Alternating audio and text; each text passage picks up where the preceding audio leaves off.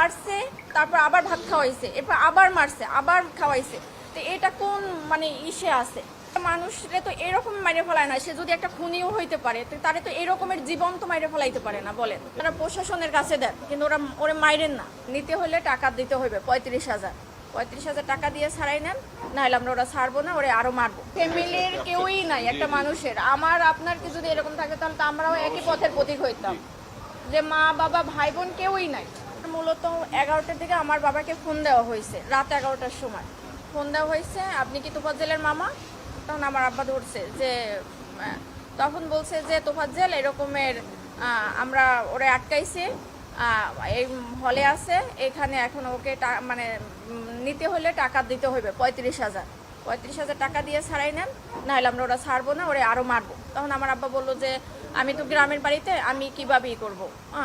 তখন আমার আব্বা আমাকে ফোন দিছে যে তুমি একটু কথা বলো, তোফাজ্জেল নাকি এরকমের মানে উনি ওর হলে এরকমের ওর কথাবার্তা অসঙ্গতি পাইছে, এই জন্য ওরে ধরছে, ধইরা ওরে মারতেছে।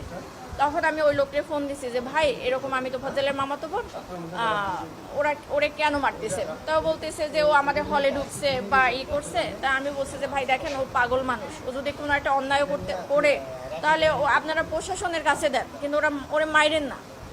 তখন বলে কি আপনি যে পাগল, কিন্তু ও তো ওর আচরণের কথাবার্তা, একটা পাগলের মামার নাম্বার কেন মুখস্থ থাকবে? একটা পাগলের সে চাচাতো ভাইয়ের নাম্বার পর্যন্ত মুখস্থ থাকে, তাহলে সে কিভাবে পাগল হয়? আমি বলছি যে দেখেন ও অনেক মেধাবী ছিল, ওর মা বাবা ভাই বোন সবাই কেউই নাই বলতে গেলে। ও এই কারণে ওর ভাই গত বছর 15 রোজা হলো লিভার ক্যান্সারে মারা গেছে।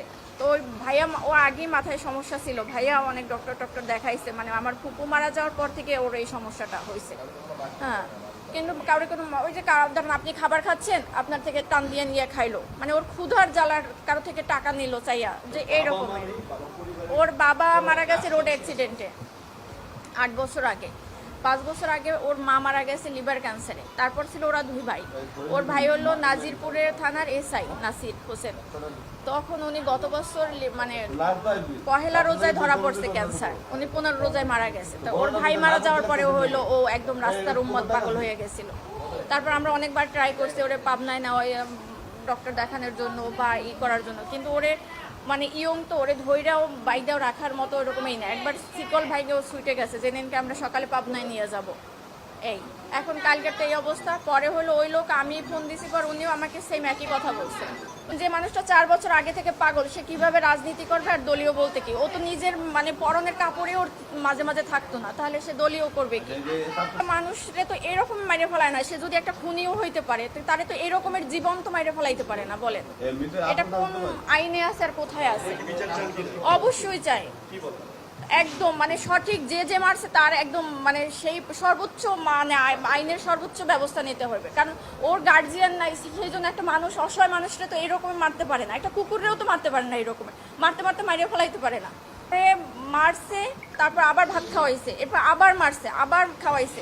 তো এটা কোন মানে ইসে আছে? সে যদি কোনো একটা অন্যায় করতে পারে বা ওরা কথার অসঙ্গতি দেখায় তো তারা সন্দেহ করছে, তাহলে তাকে থানায় দিয়ে দিত। তারে 3-4 ঘন্টা মাইরা তারপর আবার থানায় মানে একটা হসপিটালে ভর্তি করায় নাই, তাকে হসপিটালের বাইরে রাইখা গেছে মৃত অবস্থায়। এটা কোন বিবেকে করছে বা এটা কোনো তো হইতে পারে না।